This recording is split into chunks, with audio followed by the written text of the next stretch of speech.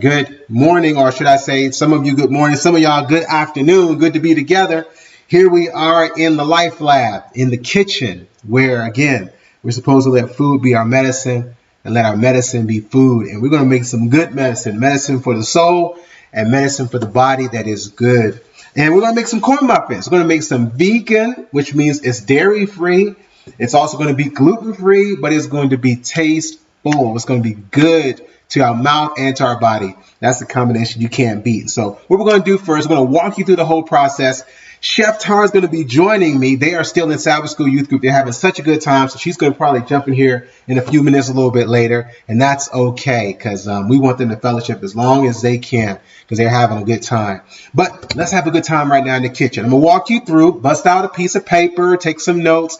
Obviously, if you're watching, this is going to be recorded, but it's fun that way too, so that you can also make it for yourself. If you have any questions, remember you can go on here to the webpage, changeministry.org, and you can ask a question. And if you have a question about something I'm doing here or some way that I'm making it, let me know. And I got you pulled up here, and hopefully I won't forget to look down at the phone to ask the question or answer your question as you send it in, should you send it in. All right, so let's talk about cornbread. Why is it good for us? It's good for us because it's a great alternative to most of our regular breads. Most of our regular breads are full of two things: full of sugar, and they are by nature sugar because they're carbohydrates, because they're grains, but they're also full of gluten. And for a lot of us, that's something that really, if we were to minimize or take it out of our diet, it would be a huge asset. It would be a big blessing. You would see your constipation go away or minimize. You would see your energy go up because your body's not spending so much energy trying to break down what you're eating. We already talked about that when we made the gluten-free flour last week. This day, we're going to actually use it to make something good, and that's to use it to make cornbread. So let's walk you through the process. We're going to make it super simple so everybody, not just my mother who's a pro cook, can understand, but even my dad, who is a wannabe cook. He's on his way, though. He hooked it up last time we were together. We want to make sure that everybody can know how to make this. So whether it's you're on one end of the spectrum or another, you'll be able to make this, and it's going to taste good. So guess what? Even as I speak about how this can be made for everybody, here's the team. Tara's in the house. Did I have a good time? Yes. Good, Yes. good. So no worries. More to share during testimony, but all right, amen. Time to cook. Yeah. All right, so it's time to cook it, so that's what we're going to do. All right, so what we're going to do is, first thing we're going to do is preheat your oven. You preheat your oven to 400 degrees. All right, so Tom's going to preheat our oven. We're taking you from the scratch, so everybody can do this together, even if you're not doing it right now, obviously. 400 degrees Fahrenheit. If it's Celsius, you got to bust out the Google and do a translation. But 400 degrees Fahrenheit is where you want to be. And then we're going to go ahead and show you what you need as far as your tools. You're going to need a bowl, all right, a bigger bowl, and then you're going to need a smaller bowl. Okay, bigger bowl, smaller bowl. There's a reason for that, because one of the principles of vegan cooking, especially vegan baking, is the idea of dries and wets mixing together. So that's just a habit you get into as a gluten-free or vegan, not gluten-free, forgive me, as a vegan baker. You just get used to that. You're going to usually combine your solids and your wets together, okay? So what you will need as far as the ingredients are concerned, you're going to need corn flour, cornmeal that is actually ground up. It can be white or it can be yellow. Obviously, the most natural, the better. That's your aim and your goal, okay? So we've got corn flour. Then you have gluten-free flour. In this case, it's going to be oat flour.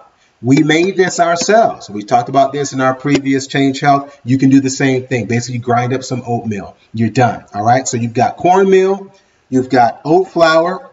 Then you have sugar. You have a sweetener. The sweetener that we're going to be using is coconut sugar. Okay. So that's going to be our sweetener of choice today. And then you also have flaxseed, which I've actually put in the refrigerator. I'm sorry. I forgot to take it out of the refrigerator. I'm going to show you why we're going to use the flaxseed. And actually, that's going to be the first thing that we play with today. Flaxseed. Next ingredient, olive oil or coconut oil, whichever you prefer, whichever you choose. Between those two, those are the two that we recommend here. Flaxseed, and this is not just flaxseed, it's ground flaxseed. Like I said, we're going to start with the flaxseed. And then, of course, our good old friend, a nice healthy milk substitute. Almond milk, all right? I'll say just wash your hands. Almond milk, all right? And this is the almond milk that we use. Any particular brand, it's okay. But almond milk works best, all right? Or any non-dairy milk, all right? Milk substitute. So let's start with the flaxseed. Reason why we start with the flaxseed is because the flaxseed is going to actually be our binder. What's our binder? It's normally what we use for an egg, all right? And that egg binder is what holds the bread together, okay? So it doesn't just crumble apart. So I'm going to show you how to make a flaxseed egg, all right? No chickens were harmed in the process of making this, and it's good for your body. Not only is it good, it's great because this flaxseed is full of those omega-3s. And those are vital because those are usually oils that we don't eat, oils that we don't get into our bodies, but we need them, especially as we age. Because those are the oils that actually line all those neurons in our brains that help slow down brain degeneration, even hold off Alzheimer's. So this is why it's important to get good, whole omega-3s into your diet. And flaxseed is the easiest way to do it because you don't have to worry about drinking cod liver oil or hurting any other animals. This is from the earth and it's good for you. So what you're going to do is simply this. You're going to take one tablespoon of flaxseed to 3 tablespoons of water. So every egg is 1 to 3. Okay, so I'm going to let Tara put in that, and I'm going to get us a cup of water. We're going to get 3 tablespoons of water. Okay, so now to that 1 tablespoon of flaxseed, we're going to add 3 tablespoons of water. Whoa, 3 tablespoons of water, yes. 3 tablespoons of water. Okay, so now when you bring the water together, and the flaxseed, as it sits, it literally congeals or it gels up. And it looks, in terms of its movement, just like an egg. It's really cool. So you take that together, and if you take a small whisk, if you don't have a small whisk, most people don't, you can take a fork. Whichever one you prefer. Okay, take a fork. If you got a small whisk, you can do that too. And you take this, and you just whisk it together all of 3 or 5 seconds. You don't have to beat it like an egg. You're not trying to froth up anything, but you're just letting it sit and you're done. That's it.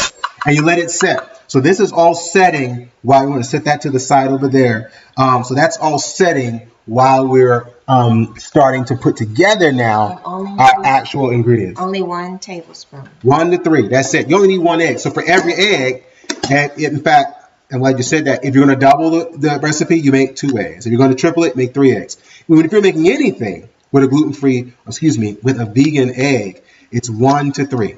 1 flaxseed to 3 of water, and you let it set. All right, now we're going to start with our mix. So we're going to take our bigger bowl, and we're going to put in our cups. Okay, so now we're going to put in our cornmeal. Cornmeal goes in first because you don't want to start making the cornbread and you forget to put in the cornmeal. So you're using cornmeal and corn flour. It's the same thing. Mm-hmm. Meal and flour is the same thing. When you say meal, you're basically saying it's that grain that's been ground up and turned into a flour. Or if you say a flour, you're basically talking about a meal that's more refined. So one tends to be more processed. It's smaller. This one is more fine. Right. So it's the same thing, yeah? Mm-hmm. All right, so now we're going to take a cup and a half of the cornmeal. Cup and a half. So this is our 1 cup, and I'll let Tara do that a half cup. Okay, so a cup and a half of cornmeal. Again, the best one is the one that's the most natural. Okay, so not one that has the baking powder. You don't need it because we're about to add the baking powder ourselves. Okay, so just straight cornmeal. Okay. After you added your cornmeal, now we're going to add our oat flour. Oat flour, all right? And we're going to take that, and we need 3/4 cups, 3 1/4 cups, or 3/4 cup, whichever you prefer. So we're going to make sure I got the 1/4 cup. Yep. Yep, there we go. Make sure. So that's 1, 2/4. And 3/4 cup of gluten-free oat flour. All right, so we got our oat flour, we got our corn flour, and now we're going to put in a little bit of our salt. The salt that we like to use is Himalayan salt. So we're going to take our salt and pink Himalayan salt, Not green Himalayan or blue Himalayan, but pink Himalayan salt. Okay. And so we're going to put in half a teaspoon. All right. So we'll put in half a teaspoon of salt. All right. If you want to use a little bit more, you can. If you want to use none, you can. It has no impact on the baking. That's all for taste. Okay. So half teaspoon of our pink Himalayan. All right. Now that we got our salt, one more dry ingredient, and that would be our baking powder. Our baking powder is the same baking powder. Oh, yeah, sugar. So let's add the sugar first, so they can see the sugar. Sugar is simply 1/3 cup of sugar. Again, this is an optional in terms of the consistency, but this is all about taste. If you want a little bit sweeter, put a little bit more. A little bit not so sweet, put a little bit less. All right? So this is coconut sugar. This is how coconut sugar looks, just in case you've never seen it. That's how this particular coconut sugar looks. You can see it's dark. It almost looks like a brown sugar. But it's not. But it's not. Because remember, brown sugar is not brown sugar. It's white sugar with molasses added to it. It's turned brown. Okay? But it's much sweeter. It went from, because natural sugarcane sugar is dark, but then it's refined and processed to turn, it's bleached. It's bleached white, and I'm going to get into the process of bleaching, but yes, just like you bleach your clothes, it's bleached white. And then that white sugar is then mixed with molasses to make it brown. So it's just white sugar turned brown. But this is real good sugar. Coconut sugar. You're going to take that 1/3 cup into our dry. So now we're going to take our whisk after we put in our last dry ingredient. Almost forgot. Yeah, can you see? Can you see? There you go. Once you see it and us, that would be cool. If possible. All right. So now there is our dry. We got one more dry ingredient, and that is the baking powder. This is how, not the magic. What's a Christian way to say it? This is where the miracle happens. This is where the miracle happens. This is where the power comes in. There's power in the jar. Power in the jar, because this baking powder has no aluminum. It is simply what? It is cream of tartar and baking soda. We made this ourselves as well. This is a simple matter of 1 part baking soda, 2 parts cream of tartar. It is much healthier. It is much more affordable when you buy it in bulk. And again, I'll put some links in here on the video so that you can go and get this for yourself. You can make your own baking powder, and it lasts for years. But it won't be around for years because you're going to be making so much good cornbread, you're going to use it all up. And you just need 1 tablespoon of baking powder. All right?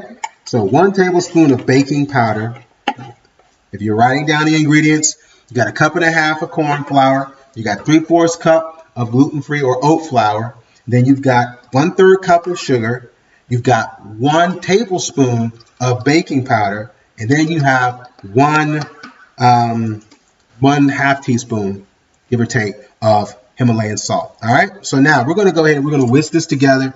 And the reason why I like to whisk it together, I'll let Tara work on that, is because whisking together helps make sure everybody gets to know each other. You know, you don't want to go into, if you're starting some kind of group project or group class, and you know, what do you do before you get into the class? Everybody says their name, so that you can get comfortable with each other, so you feel comfortable asking questions, and you feel like you know people after the experience. When you're making or baking, you know, with vegan baking, I like to let everybody know each other. So when we put in those wet, everything is together. Okay, so now we've got our dry. It's set up. And even some of the sugar, you know, we have to break up some of the clumps. Oh yeah, that's another thing too, because you're using sugar again that's less processed. You have those clumps. You don't want those clumps to end up in your muffins too. All right, so now we've got this mix. So now we're going to work on our wet. With our wet, what we're going to do now is grab a smaller bowl, and it's simply 3 things: milk, oil, egg. That's it. Just like when you're making, quote, regular cornbread. So we're going to start with our milk. And for as far as milk is concerned, we're going to use 1.5 cups of milk. Okay, so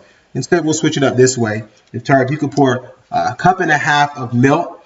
This milk is what's going to work as, again, to make it possible for it to bake. If you want to add a little bit more milk, you can, because some of you don't like your muffins to be like rocky. You want them to be kind of round, like more cupcake-ish. You can add a little more milk if you want that. But we're just going to go with the 1.5 cups. So we make them look real pretty as far as we like them. So we got 1.5 cups of milk. And then we have our oil. The oil that we're going to be using here is just olive oil. It's not even extra virgin, it's just regular olive oil. And you can use olive oil, but we also recommend coconut oil. But the difference is this, and you need to know, when you're using coconut oil hardens at room temperature. And in order for it to be liquid, it has to get softer. So if you have cold milk, most of us, all of us, keep our milk in the refrigerator, and you put coconut oil in here, it's going to harden the oil. So you always want to, if you're going to use coconut oil, warm your milk, and then when you melt your coconut oil, put it in there, and that way it'll stay liquid. So just a tip, because it's difficult, obviously, if you have rock hard oil in your corn muffin. All right, but please don't hear that to say to not use coconut oil. Just because personally, if I was making this, I would be using coconut oil. Yeah. But for the sake of us making it, it's easier. That's why we're using the olive oil. All right, so we're believers. So now we're going to take this and we're going to make 5 tablespoons with the olive oil. All right, so 5 tablespoons of not 5, 2.5 tablespoons. 2.5. 2.5. I'm so used to doubling the recipe because it's only going to make a dozen of muffins. We make 2 dozens usually, so all you need is 2.5 tablespoons. 2.5 tablespoons of the olive oil. When you're putting the olive oil in, we're going to mix this all together, get them acquainted for like 3 seconds, and then we're going to combine it with our wet, and then add the flaxseed. Well, some people say, well, what if you add the flaxseed to this? Fine. It's no big deal. If you want to, matter of fact, that's what we're going to do now. We're going to make it simple because we're not, like a half tablespoon. It's okay if it's 3. It's oil, right? So it's just making it soft. That's what gives you that bounce back. So, it's better to go over than to not have enough. Always. So never go short if you have a choice. All right. So now we're going to get the 2 back together and we're going to go ahead and you can put it in there now. You can put it in later. And so she's going to dump the egg in there. Don't whisk it. Don't mix it. Because if you break it up, that you just wasted the time that you spent in it coming together. But even if you don't have the time to let it whisk, let it set, it's okay. You can literally mix it up and put it in. And when it's in the dough, it'll do the job too. So it's a win-win. All right. So now we're going to combine our wet with our dry. And we're just going to dump it in there. Super simple. That's it. What you see there. All right, so now we've got it all mixed in there, and we're going to bring this together. And again, notice how it's not a lot of work. It's not hard. If I can do it, that's proof that it's easy. But you want to make sure that you get everything wet. I'm going to let Tara finish getting that acquainted. And this is going to make a dozen corn muffins, 12 corn muffins, all right? So while she's working on that, I'm going to go grab our muffin tin. Here's our muffin tin with the magnificent 12. And we're going to enjoy these together. So consistency, you want to describe the consistency? Yeah, the consistency, you're not looking for pizza. You don't want pizza dough. No. And at the same time, you don't want pancake mix. Right. What you're looking for is something that if you hold up, she holds up the whisk. She's done now. If you hold up the whisk, it falls off. That's what you want. If it runs off, it's okay. If it sticks to the whisk, that's not okay. You're going to have cookies or it's going to be something much harder. So at least you wanted something that falls off of the whisk. Right. All right, so you don't need to mix it anymore. This is super easy, all right? Because there's enough moisture. Exactly, we've got enough moisture in it. So now, we're going to take this, and we're going to prep our muffin tins here. We're going to prep our muffin tins here, and the way we do that, we're going to take a little non-stick. If you have a muffin tin where you don't have to spray, perfect. A silicone muffin tray is actually ideal. If you do have one that is non-stick, that's okay. And this would normally work even without spraying, but I just want to make sure, since we're making this for you all, that it looks good. And so you're just going to hit this with a real quick of some non-spray, right? And when you spray, we're not spray painting. We're not making a picture, right? So we're not, no, because I don't want all that in this. I want just a little bit of oil on here to prevent the muffin from sticking. So if you want to make it fun, you can always use cupcake.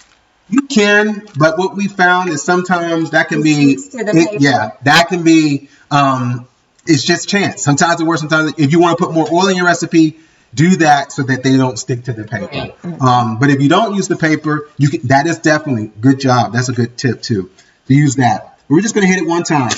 Bottom of the pan, bottom of the circle, that's what we're looking for. Okay, so it's just touching the bottom. We're not coating. All right, So now we've got 12 muffins. They are ready to go in. And now this is where things can get tricky, but actually it's supposed to be fun. We're going to take our 1/4 cup, and our 1/4 cup is about the size of a muffin, right? So with 1/4 cup, you can measure out your 12 muffins. If you like bigger muffins, then you will put in more batter. So it's totally up to you. So I'm going to do some, then I'll let Tara do some too. And you just kind of touch near on the side. This is how it's going to look. And you're going to just go right over your muffin tin hole. And there you go. First one done. So this is about the size that we like them. Like I said, if you like them smaller, you like them larger, that's how you're going to decide which ones you do. It's totally up to you. Just have fun with it. This is the perfect time. Actually, the perfect time to let your children get involved is during that mixing part. They like that. This is probably when, this is probably when you want to do it because, again, if you get some on the side of the muffin pan, it's okay. All right. So I think, oops, hopefully I have enough. All right. So I'll let Tara have fun with the rest of it. Can you think of, like, how do you usually like your muffins? Like, you like them bigger or smaller? It really doesn't matter as long as they come out tasty. Mm-hmm. I think a lot of times, we should probably talk about the end result, how not to compare it with other corn muffins. Yeah. Or what the expectation would be and what they will look like. And, they're pretty much the same because other corn muffins, I mean, you think a lot of it has to do with how... It's not going to be a Jiffy mix. Right. It's not it can be if you just add more sugar and more oil. So you add more of the stuff that you're trying to cut back, it'll make it more like that Jiffy. Because really a Jiffy cornbread is cake. It's corn cake. And yeah, it tastes good. But again, we're trying to not just taste good, we're trying to eat what is good. And so this is a mix that we found that meets both worlds. It tastes good, but it's also good for us because you only used a couple tablespoons of oil, 1/3 cup of sugar, where most recipes normally you're looking at cup plus, cup and a half. That's a lot of sugar. And what you can also do as a shortcut to your sugar is if you keep the sugar low in the cornbread, then that gives you a little room to put some sugar on afterwards with honey. You can put that on your cornbread if you like that. But some people don't even, sugar's not even a thing because some people, they grew up eating savory cornbread, where it wasn't a big deal. And so if that's your case, then so be it. But if not, then go for it. So now we got our cornbreads in our muffin tins. And one thing that we like to do to make sure there's no air in our bread, so there's no big bubbles or whatever, you just take the tin like this and you just drop it. What that does is now all the air bubbles have been burst. So you've got a nice solid bread and it's going to look real pretty. If you like your cornbread to be even or with that rounded top, this is when you could go around and you take this spoon and you could just touch the tops. If you want to kind of be more natural, more rugged, more like the Rockies, you just leave it and it's just going to raise up and form like that. So I'm going to do some for those of us who might like ours pretty and flat. And I'm just going to flatten them out. I'm just touching it gently here. I'm not pushing. I'm just rounding it out. Then we'll let these be like Rocky Mountains. All right. So these will be a little bit more rugged. All right. So these will be the manly muffins and the girly muffins. All right. So, okay. So what are we going to do now? We're going to take these. We're going to put these in the oven. 400 degrees for how long? About 20 to 22 minutes. If you like them a little bit more brown on top, on the bottom, about 25. So I would say 22. So that's what we're going to do. So we're going to put these in the oven. And we're going to set our timer for 22 minutes. All right. 22 minutes. And we're going to let them be. So if you think about that, by the time those are done, we'll be in the middle of worship. And so we'll be able to actually show these, and maybe we'll even sample some while we're having church. Can you have church and cornbread? Is that allowed? It's Christine. Take them out of the oven. All right, so we'll have Christine get them out the oven. Hope that you enjoyed that recipe, and hopefully it's going to look good and taste good when we eat them together and show you in a few minutes. It's very simple to do. It's very affordable, so no matter where you are, all you need is some cornmeal, some oat flour, oil, milk or milk substitute, And the egg substitute, can you do without the egg substitute? Of course you can do it without the egg substitute. Be a little bit more coarse, but you still can do it. All right, and make it vegan and make it good. So And gluten-free. And gluten-free. That's a win-win. All right, so if you have any questions, any comments on that, please send them to us at changeministry.org on the email. Give us a couple of seconds. We're going to transition back into worship. So give us about 7 or 8 minutes, and we'll continue our worship and our study together because we're going to be looking at mercy and truth in the story of Joseph.